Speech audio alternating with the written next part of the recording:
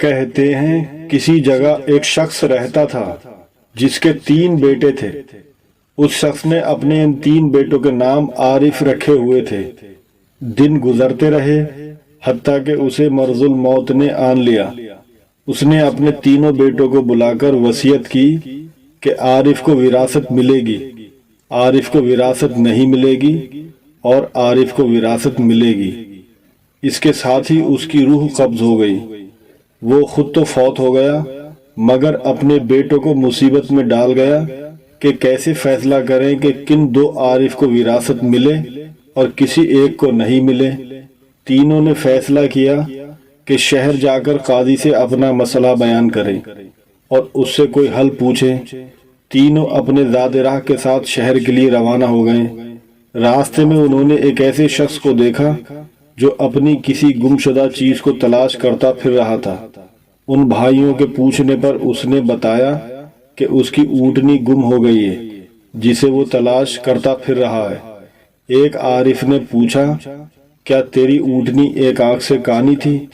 اس آدمی نے کہا، ہاں ہاں ایسا ہی تھا۔ دوسرے عارف نے پوچھا، کیا تیری اونٹنی ایک ٹانگ سے لنگڑی تھی؟ تو اس آدمی نے جلدی سے کہا، بالکل صحیح، میری اونٹنی واقعی ایک ٹانگ سے لنگڑی تھی۔ تیسرے عارف نے اونٹنی کے مالک سے پوچھا، کیا تیری اونٹنی کی دم کٹی ہوئی تھی؟ تو اس نے خوشی سے کہا، بالکل ٹھیک، میری اونٹنی کی دم بھی کٹی ہوئی تھی۔ بس اب جلدی سے بتا دو میری اونٹنی کہاں ہے؟ تینوں عارف نے مل کر جواب دیا، بخدا ہم آپ کی اونٹنی کے بارے میں کوئی علم نہیں رکھتے، ہم نے اسے ہرگز نہیں دیکھا۔ اونٹنی کا مالک ان کی یہ بات سن کر غصے سے پاگل ہو گیا۔ اس نے فیصلہ کیا کہ ان تینوں کو کھینچ کر قاضی کے پاس لے جائے گا۔ اسے پورا یقین تھا کہ اس کی اونٹنی کو یہ تینوں ذبح کر کے کھا چکے ہیں، اب اپنے جرم کو چھپانے کے لیے جھوٹ بول رہے ہیں۔ اونٹنی والے نے جب تینوں کو اپنا ارادہ بتایا تو انہوں نے کہا، ہمیں کوئی اعتراض نہیں کیونکہ ہم خود بھی قاضی کے پاس ہی جا رہے ہیں۔ جب یہ چاروں قاضی کے پاس پہنچے تو اونٹنی والے نے قاضی سے اپنا قصہ بیان کیا۔ قاضی نے ان تینوں سے کہا، جس طرح تم تینوں نے اونٹنی کی نشانیاں بتائی ہیں اس کا ایک ہی نتیجہ نکلتا ہے کہ اونٹنی تم تینوں کے پاس ہے۔ بہتر ہے کہ تم اپنے جرم کا اعتراف کر لو۔ پہلے نے کہا، جناب عالی، ہم نے اونٹنی تو نہیں دیکھی تھی، ہاں البتہ اونٹنی کے آثار ضرور دیکھے تھے۔ جب میں نے اسے کہا تھا کہ تیری اونٹنی ایک آنکھ سے کانی ہے تو میں نے دیکھا کہ راستے کے ایک طرف کی گھاس تو خوب چری ہوئی تھی مگر دوسری طرف کی گھاس ویسے ہی موجود ہے۔ اس کا ایک ہی مطلب تھا کہ اس شخص کی اونٹنی ایک آنکھ سے کانی رہی ہوگی۔ دوسرے عارف نے کہا، میں نے دیکھا تھا کہ راستے میں 3 قدم تو گہرے لگے ہوئے ہیں جبکہ چوتھا قدم زمین پر معمولی پڑا ہوا تھا، جس کا مطلب بس اتنا ہی تھا کہ یہ جانور لنگڑا بھی تھا۔ تیسرے عارف نے کہا، اونٹ جب راہ چلتے ہوئے اپنا گوبر گراتے ہیں تو دم سے ادھر ادھر بکھیرتے ہیں، جبکہ ہم جس راہ سے آئے تھے وہاں پر گوبر ایک ہی لائن میں سیدھا گرا ہوا تھا، جس کا ایک مطلب ہو سکتا تھا کہ اونٹنی کی دم کٹی ہوئی ہے جو اپنا گوبر دائیں بائیں نہیں پھیلا پائی۔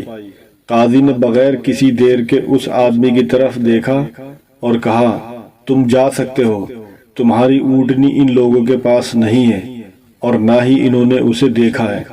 اونٹنی والے شخص کے جانے کے بعد ان تینوں بھائیوں نے قاضی سے اپنا قصہ بیان کیا، جسے سن کر قاضی بہت حیران ہوا۔ ان تینوں سے کہا، تم آج کی رات مہمان خانے میں ٹھہرو، میں کل تمہیں سوچ کر کوئی حل بتاؤں گا۔ یہ تینوں مہمان خانے میں جا کر ٹھہرے تو انہوں نے محسوس کیا کہ ان کی نگرانی کی جا رہی ہے۔ کچھ دیر کے بعد ان کے لیے کھانا لایا گیا۔ پہلے نے کھانے کو دیکھتے ہی کہا، یہ سالن کتے کے گوشت کا بنا ہوا ہے۔ دوسرے نے کہا، روٹیاں جس عورت نے پکائی ہیں وہ حمل کے ساتھ اور پورے دنوں سے ہے۔ تیسرے نے کہا، یہ قاضی حرام کی اولاد ہے۔ بات قاضی تک پہنچ گئی۔ اس نے تینوں کو دوسرے دن اپنی عدالت میں طلب کر لیا اور تینوں سے مخاطب ہو کر کہا، تم میں سے کس نے کہا تھا یہ گوشت کتے کا ہے؟ پہلا بولا، میں نے کہا تھا۔ قاضی نے باورچی کو بلوا کر پوچھا تو اس نے اعتراف کیا کہ پکانے کے لیے کچھ نہیں تھا تو اس کو شرارت سوجھی اور اس نے کتا مار کر اس کا گوشت پکایا اور ان کو کھانے کے لیے بھجوا دیا۔ قاضی نے پہلے سے پوچھا تمہیں کیسے پتا چلا یہ گوشت کتے کا ہے؟ تو اس نے بتایا کہ گائے، بکری یا اونٹ کے گوشت کے نیچے چربی لگی ہوتی ہے، جبکہ یہ سارا چربی نما تھا جس کے نیچے کہیں کہیں گوشت لگا ہوا تھا۔ قاضی نے کہا تم وہ عارف ہو جس کو اپنے باپ کے مال سے وراثت ملے گی۔ قاضی نے دوبارہ ان سے مخاطب ہو کر پوچھا کس نے کہا یہ روٹیاں ایسی عورت نے بنائی ہیں جو 9 ماہ کے حمل کے ساتھ ہے؟ جواب میں دوسرے نے کہا میں ہوں جس نے یہ کہا تھا۔ قاضی نے پوچھا تمہیں کیسے علم ہوا؟ تو اس نے کہا میں نے دیکھا روٹیاں ایک طرف سے پھولی ہوئی اور خوب پکی ہوئی ہیں تو دوسری طرف سے کچی اور موٹی رہ گئی ہیں۔ میں نے اس سے یہی اندازہ کیا روٹی بنانے والی ایسی خاتون ہے جس سے تکلیف کے مارے زیادہ جھکا نہیں جا رہا اور وہ سامنے کی چیز بھی نہیں دیکھ پا رہی، جس کا مطلب یہی بنتا تھا کہ عورت حاملہ ہے اور روٹیاں بنانے میں تکلیف محسوس کر رہی ہے۔ قاضی نے اس دوسرے سے بھی کہا کہ تم وہ عارف ہو جسے اس کے باپ کے ترکے سے وراثت میں حصہ ملے گا۔ پھر قاضی نے تینوں سے مخاطب ہو کر پوچھا یہ کس نے کہا تھا کہ میں حرامی ہوں؟ تیسرے نے جواب دیا کہ یہ میں نے کہا تھا۔ قاضی اٹھ کر اندر گیا اور اپنی ماں سے پوچھا کیا یہ سچ ہے کہ وہ حرامی ہے؟ تو اس کی ماں نے کہا یہ سچ ہے کہ تم حرام کے ہو۔ قاضی نے واپس آ کر اس تیسرے عارف سے پوچھا تمہیں کیسے معلوم ہوا کہ میں حرامی ہوں؟